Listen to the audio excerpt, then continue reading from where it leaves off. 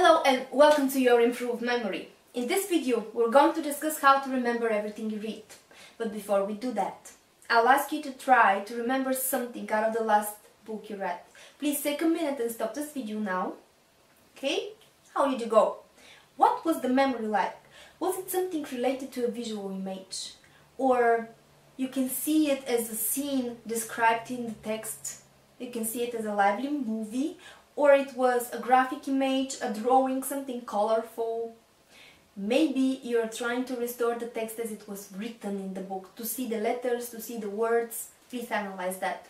It's very important for you to understand how to store the information in the long-term memory. And the second question that you need to ask yourself is about the type of the memory. Was it something related to an action scene, to a crime scene, or maybe erotic? Or it was something else very important to you that affected you in a way. Or maybe science if you're a little freak. Just kidding. Those two questions will give you the key points how the brain stores the information in the long-term memory. Have ever happened to you that you're reading lectures and then you're rereading it again and like a few days after you just forget most of the information? I'm sure that it had happened to you. But why? Why it's so easy for the brain to store novels and stories, but so hard to store scientific information? It's actually simple. Because it needs to have those two key points to store the information. First is the visual images. You need to somehow see what is described in the text as an image in your mind. And second, it must have some kind of an emotion in it. It should affect you in a way. And how to do that? Actually, it's fun and we're going to do it together.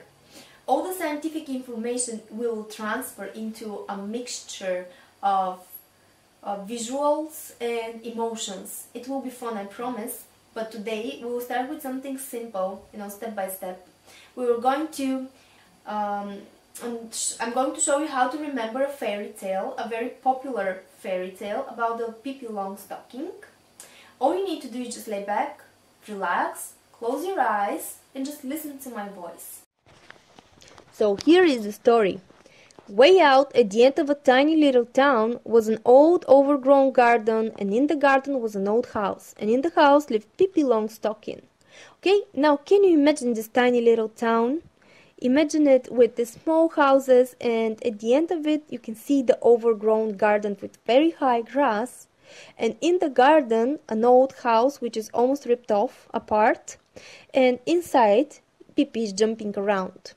She was 9 years old and she lived there all alone. Can you try now to sense this loneliness, that there's no one around her? She had no mother and no father. And that was of course very nice, because there was no one to tell her to go to bed, just when she was having the most fun. And now you can imagine that outside is becoming dark. The night is coming, but anyway, Pippi is happy and still having fun inside. And no one who could make her take cod liver oil when she much preferred caramel candy. Here please ask yourself, have you been forced to take cod liver oils, and how was the taste? Was it nasty? And now imagine that Pippi has two choices. One of it is the cod liver oil on one cupboard, and on the other cupboard is a caramel candy. And you can see her chewing it happily. And remember the last time you tasted the candy. Once upon a time, Pippi had a father, of whom she was extremely fond. Naturally, she had a mother too, but that was so long ago that Pippi didn't remember her at all. Now here, in order to remember that we are talking about the parents, and because they are gone, you can imagine them as ghosts. Imagine the father as a ghost, and the mother as not so vivid ghost, because Pippi doesn't remember her at all. Her mother had died when Pippi was just a tiny baby and lay in a cradle and house so that nobody could go anywhere near her. You can imagine this cradle now with a screaming baby inside, and nobody could get near her because she was so loud.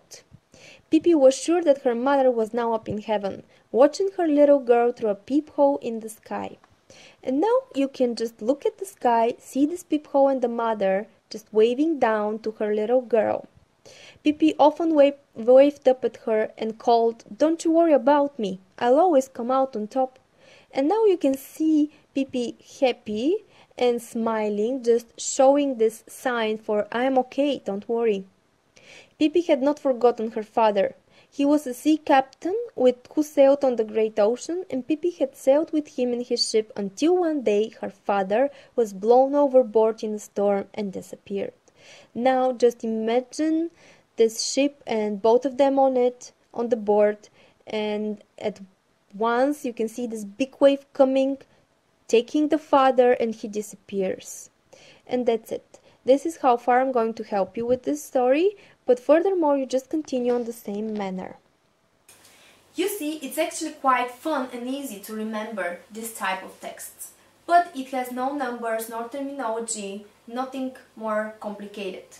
But in the videos that we will release every Wednesday, we will show you how to remember much harder information.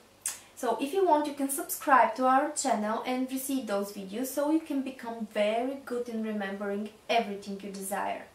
Thank you for watching and bye!